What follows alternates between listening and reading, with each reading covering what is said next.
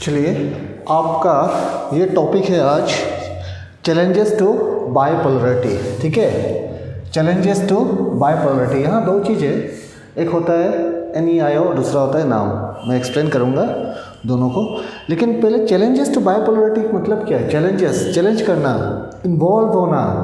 देखिए, जब दो कंट्री के बीच में US और USSR के बीच में कोल्ड वॉर चल रहा था, तो कुछ ऐसे कंट्री था जो उनके वहाँ ज्वाइन करना नहीं चाहता था, कोल्ड वॉर में इन्वॉल्वमेंट होना नहीं चाहता था, पर कुछ एक तरीका निकला, उस तरीका से उन लोग इन्वॉल्वमेंट होता है। जैसे कि कंट्री है, मैं बोलूँगा, cold war has divided into world into 2 blocks, है कि नहीं? कोल्ड वॉर 2 ब्लॉक्स में डिवाइड कर दिया, एक का नाम है US, दूसरा का नाम है USSR।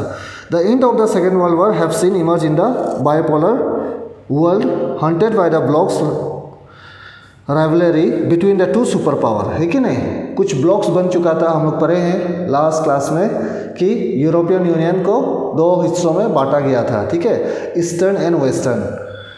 So,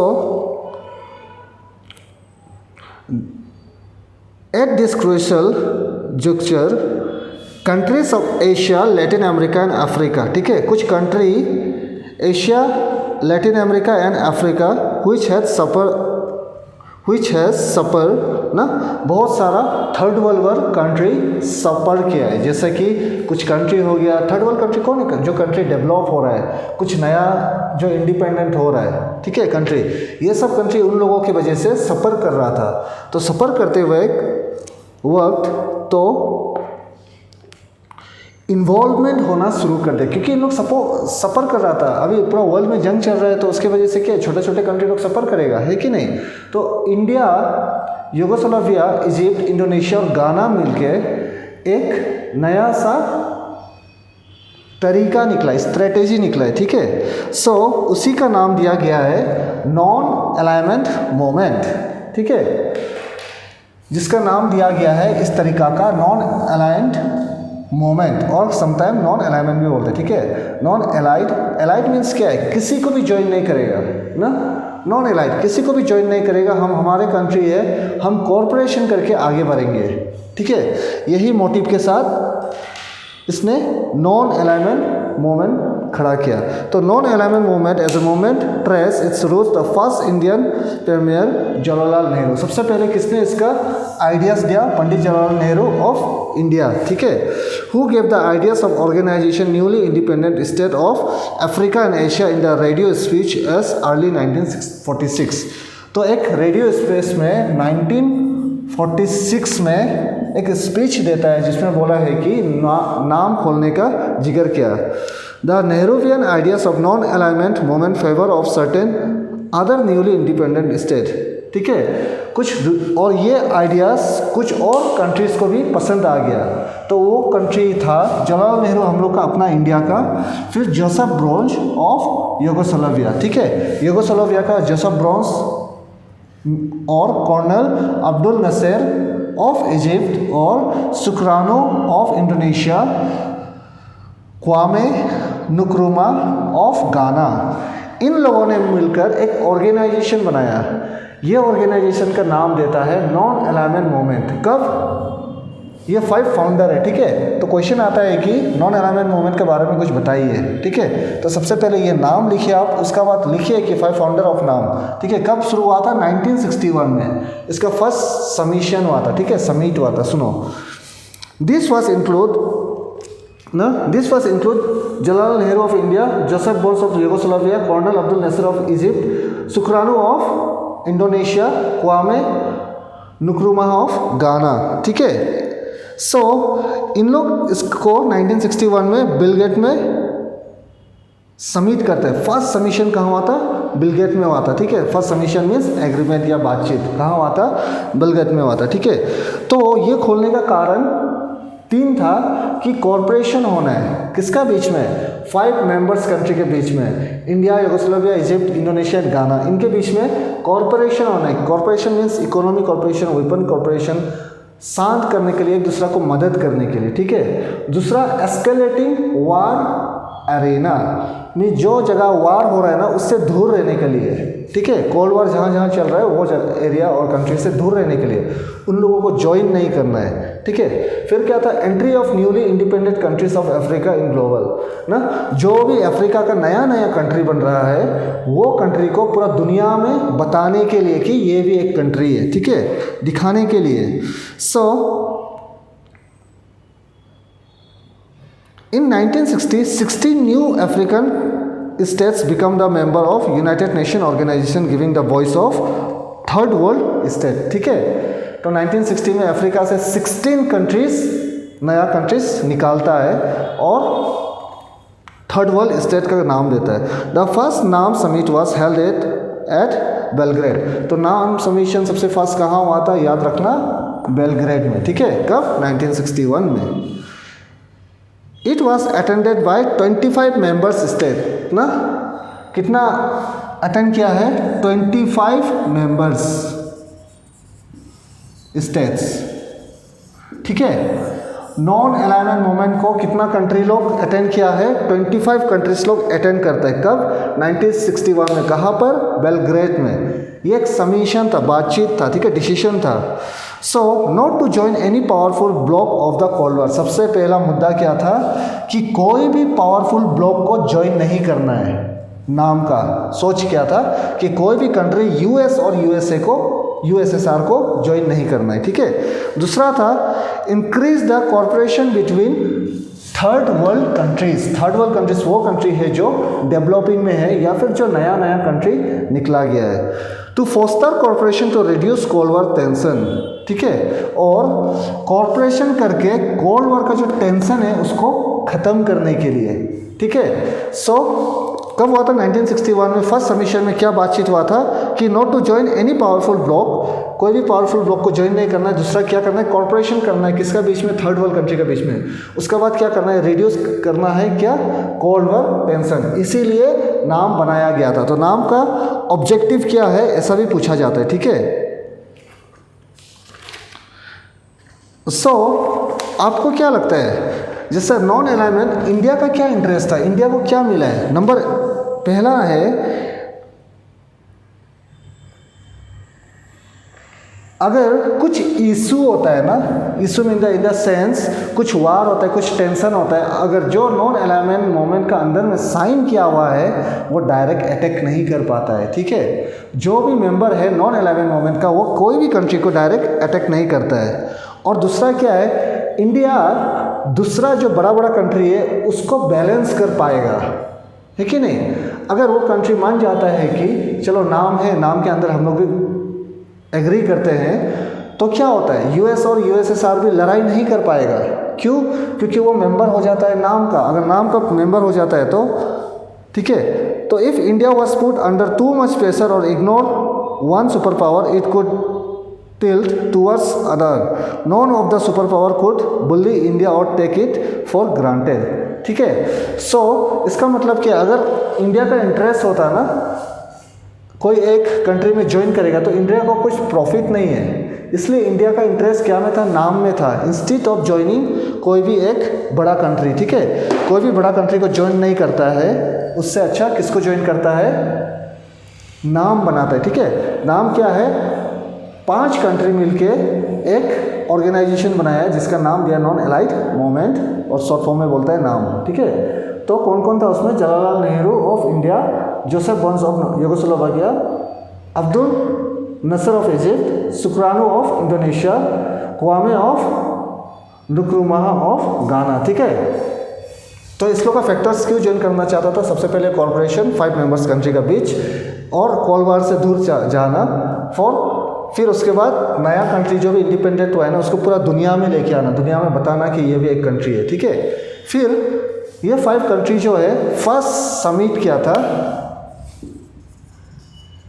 1961 में, कहाँ पर, बेलग्रेड में, ठीक है। उसमें कितना कंट्री ज्वाइन करता है, 25 कंट्री में। पहला मुद्दा क्या था उसका, कुछ मुद्दा था, 3 मुद्दा था कि कोई भी पावरफुल कंट्री में ज्वाइन नहीं करना है, कॉर्पोरेशन करना है, जितना भी थर्ड वर्ल्ड कंट्री, जितना भी डेवलपिंग कंट्री है उसके बीच में कॉर्पोरेशन करना है। फिर थर्ड में क्या था, कोल्ड वॉर जो टेंशन है ना उसको ख़त्म करना है, ये मुद्दा में 25 कंट्री के साथ ये 5 कंट्री बातचीत किया है। ठीक है, तो यही है आपका नाम। नॉन अलाइनमेंट मूवमेंट इस्टेब्लिश कब हुआ? 1961 में। मेन एक्टर कौन था उसमें? पंडित जवाहरलाल नेहरू। ठीक है, तो ये है आपका नाम। नेक्स्ट है NEIO। देखिए अभी जब हम लोगों ने नाम पढ़ा, नाम के बाद और एक क्या है? NEIO, इसे बोलते हैं न्यूली इंटरनेशनल इकोनॉमी ऑर्डर। ठीक है, न्यूली इंटरनेशनल मीन्स क्या है? मोर देन दी मल्टी ना, बहुत सारा कंट्री आ जाएगा उसके अंदर। सो पूरा इंटरनेशनल में इकोनॉमी ऑर्डर दे। इकोनॉमी मीन्स क्या है? रिसोर्स का। ठीक है, जितना रिसोर्सेस है उसका नया ऑर्डर निकला है ना। कैसे निकला है? मीन्स नाम जो यहाँ इकोनॉमी प्रेशर ग्रुप बन जाता है कि नहीं? नाम के बारे में अभी भी हम पढ़ चुके हैं। सो नाम एक इकोनॉमी प्रेशर ग्रुप बन जाता है। तो न्यूली इंटरनेशनल इकोनॉमी ऑर्डर जो है ये दिया गया था United Nation conference on trade and development. ठीक है, 1972 में। सुनिए, non alignment countries acted as a mediator during the cold war era, है कि नहीं? कोल्ड वॉर को ख़त्म ही नहीं कर पा रहा था, लेकिन एक नाम था, नॉन अलाइड मोमेंट था जो सब कुछ सिनेरी को चेंज कर दिया था। So most of the non alignment states were poor and economically background. हाँ, लेकिन जो भी नाम के अंदर में कंट्रीज था ना, ये बहुत गरीब कंट्री था। ठीक है, और इसका इकोनॉमी पूरा गिरा हुआ था क्योंकि नया नया कंट्री बना हुआ था, जैसा इंडिया भी हो गया ना। इंडिया भी तो नया ही कंट्री बना है कि नहीं? 1947, क्योंकि ये नाम पंडित जवाहरलाल नेहरू कब किया था? 48 ना। सो इकोनॉमी बैकवर्ड था। ठीक है, जो भी नाम के मेंबर था, they were therefore known as least developed countries, LDC। ठीक है, LDC का मतलब क्या होता है? LDC यहाँ बताया गया आपके बुक में, लीस्ट डेवलप्ड कंट्रीज।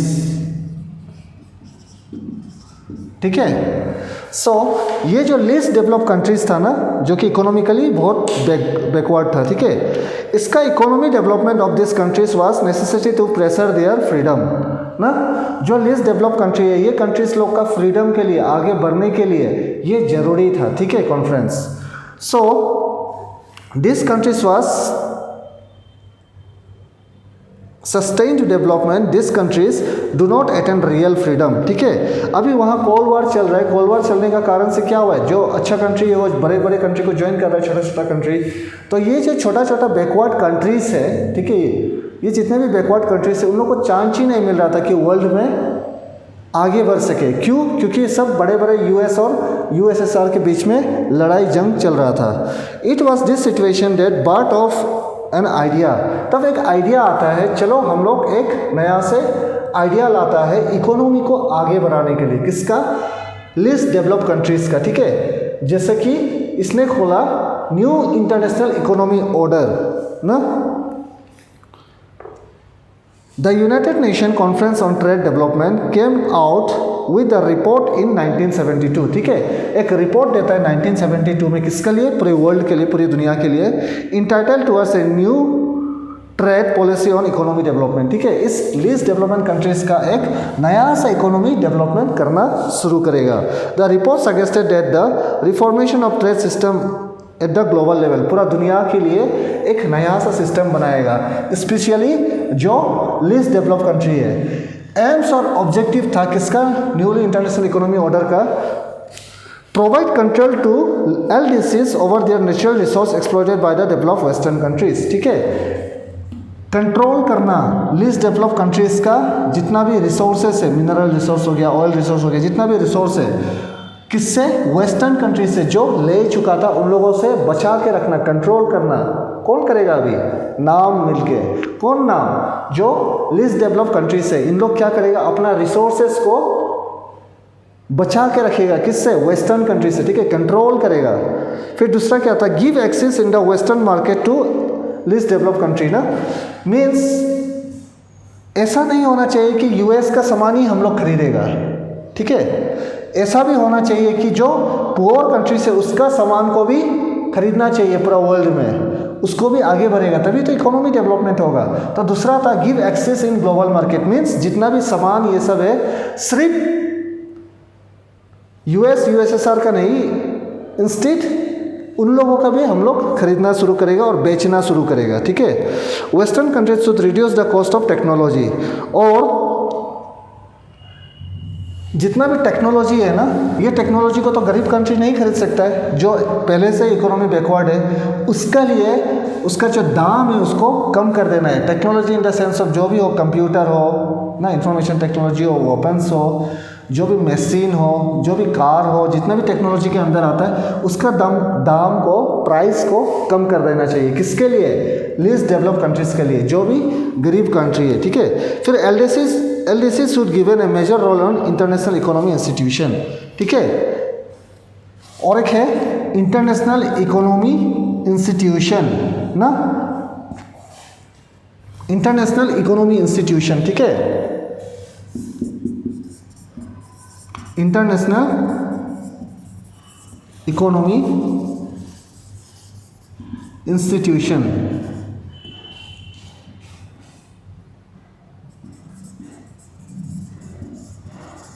ठीक है। इंटरनेशनल इकोनॉमी इंस्टीट्यूशन मीन्स जितना भी MNC है कि नहीं, मल्टीनेशनल कंपनी है ना, इन लोगों में भी एक्सेस देना चाहिए, मीन्स रोल प्ले करना चाहिए। ये और ये ऑलमोस्ट सेम है, ठीक है, इसलिए मैंने नहीं लिखा था। Give access to global market और international economy institution almost same है। इसमें जो बोल रहा है वो भी यही बोल रहा है कि इंटरनेशनल इकोनॉमी इंस्टीट्यूशन में रोल अदा करना चाहिए। रोल मतलब जो सामान है जो बनाता है लीस्ट डेवलप कंट्री, उसको भी बिक्री कर सकना चाहिए। किसको? बिक्री करने का रास्ता देना चाहिए। किसको? LDC को, लीस्ट डेवलप कंट्रीज को, ठीक है।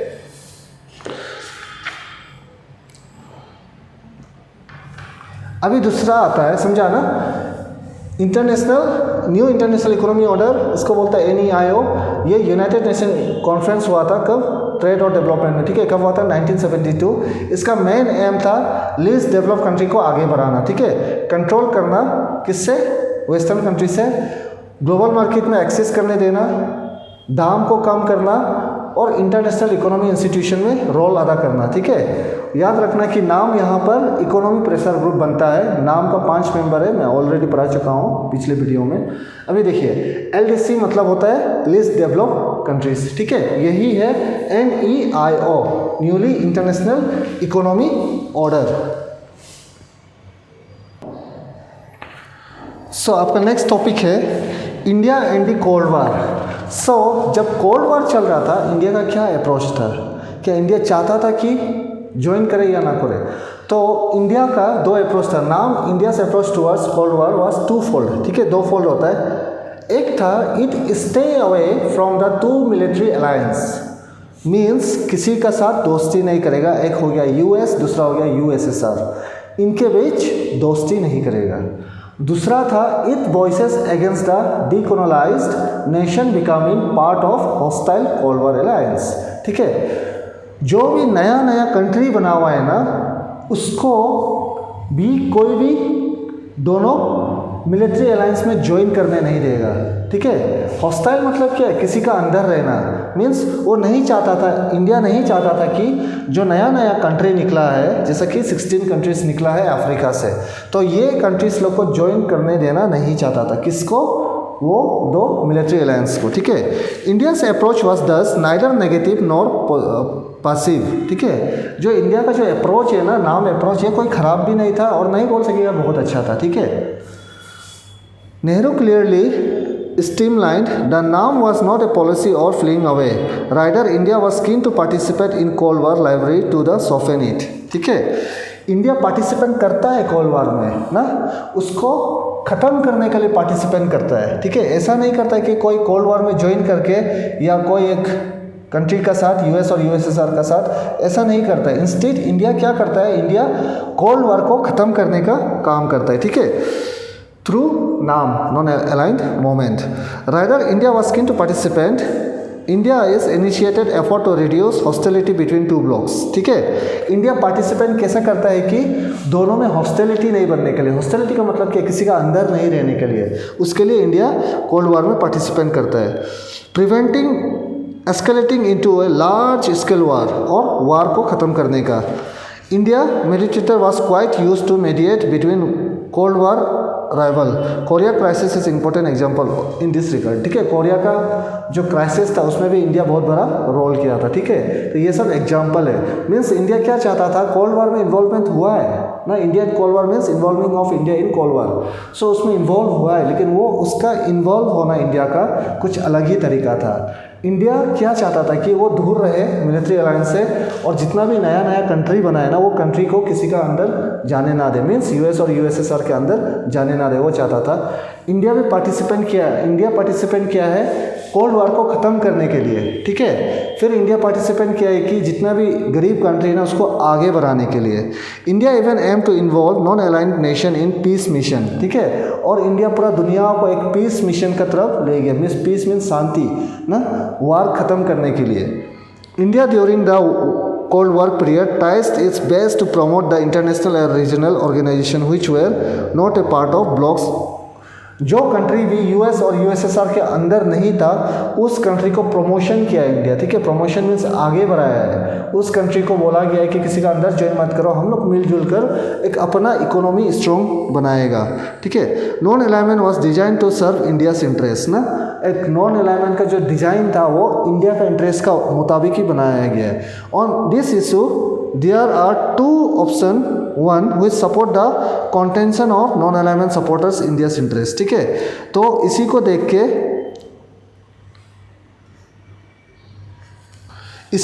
के इंडिया का यही होता है, इंडिया और कोल्ड वॉर, ठीक है। इंडिया पार्टिसिपेंट डायरेक्ट नहीं किया, कोई कंट्री के साथ ज्वाइन नहीं किया है, तो इंडिया का पार्टिसिपेंट यही दो था। आपका इसी का ऊपर क्वेश्चन भी आता है, व्हाट इज द रोल, ठीक है। सो आपका बुक में दिया हुआ है, first non alignment allow India to take international decision, sustain serve interest rather than interest of super powers and allies, ठीक है। किसी का अंदर नहीं रहना है, इंस्टेड क्या करना है, अपना इंटरनेशनल डिसीजन लेना है और इंटरेस्ट, ठीक है। समझ रहे कि नहीं, मीन्स इंडिया का था कि इंटरनेशनल लेवल में इंटरेस्ट लेना है, ठीक है, और सब मिलजुल कर आगे बढ़ना है। दूसरा था कि सुपर पावर को बैलेंस करना है ना, ठीक है, किसी का अंदर ज्वाइन नहीं करके।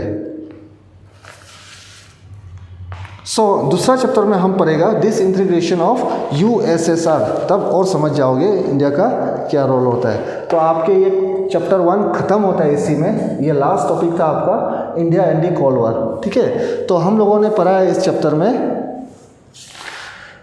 कुबान मिसाइल क्राइसिस पढ़ा है, व्हाट इज़ कोल्ड वॉर पढ़े हैं, इमर्जेंस ऑफ 2 पावरफुल ब्लॉक पढ़े हैं, फिर उसके बाद एरिनास ऑफ कोल्ड वॉर कौन कौन सा जगह है, फिर उसके बाद पढ़े हैं न्यू इंटरनेशनल इकोनॉमी ऑर्डर नाम के बारे में पढ़े हैं, फिर India and the cold war, यही आपके लास्ट टॉपिक थे, ठीक है।